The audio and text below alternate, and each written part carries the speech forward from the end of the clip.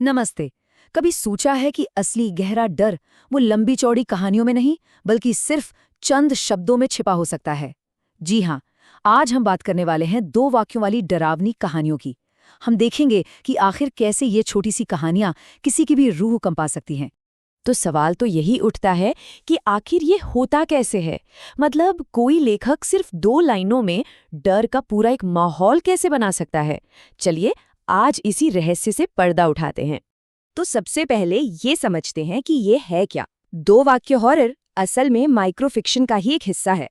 इसका मकसद बिल्कुल सीधा है, सिर्फ 2 वाक्यों में एक डरावना माहौल बनाना। और इसकी असली ताकत उन चीजों में है जो कहीं नहीं जाती। तो एक तरह से जासूसी करने के लिए तैयार हो जाइए। हम 3 अलग अलग कहानियों का विश्लेषण करेंगे, ये देखने के लिए कि वे हमारे दिमाग के साथ कैसे खेलती हैं और उस डर को कैसे पैदा करती हैं। हमारी पहली कहानी उस डर के बारे में है जो आंखों के ठीक सामने तो है पर नजर नहीं आता। चलिए शुरू करते हैं। कहानी एक बिल्कुल आम सी सिचुएशन से शुरू होती है।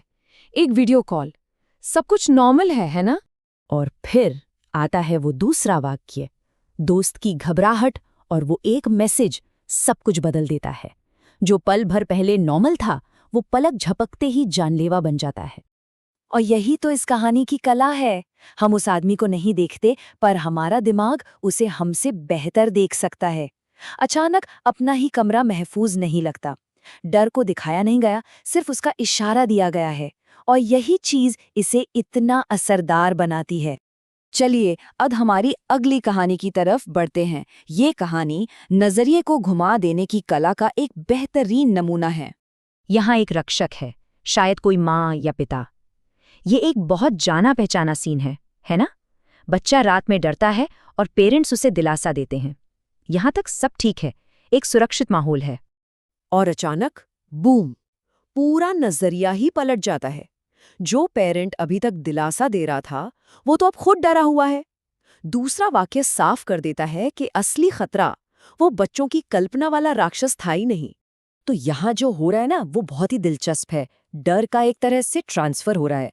कहानी हमें एक बच्चे के ख्याली डर से निकालकर सीधा उसके माँ बाप के असली डर के सामने लाकर खड़ा कर देती है। वो जो सुरक्षा का एक एहसास था वो पूरी तरह टूट चुका है और अब तो हालत ये है कि जो रक्षक था उसे ही बचाव की जरूरत है। हमारी आखिरी केस स्टडी हॉरर की एक क्लासिक थीम पर है, बहरूपिया या हमशक्ल। ये कहानी घर की सुरक्षा वाली भावना पर सीधा हमला करती है। एक बार फिर कहानी एक बहुत ही सेफ और नॉर्मल माहौल से शुरू होती है। रात का वक्त, अपना साथी बगल में है, सब कुछ सुरक्षित और आरामदायक महसूस होता है।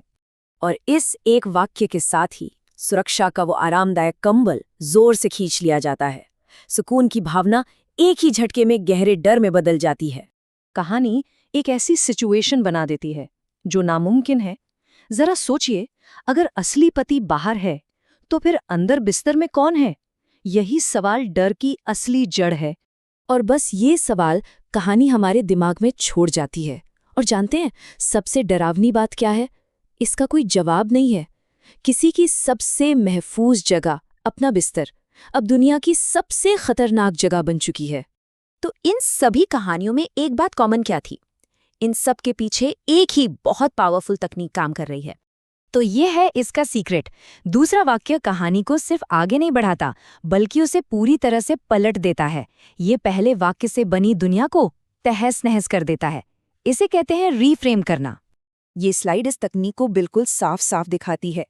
ये एक सिंपल लेकिन कमाल का असरदार फॉर्मूला है। स्टेप 1, एक सुरक्षित माहौल बनाया जाता है।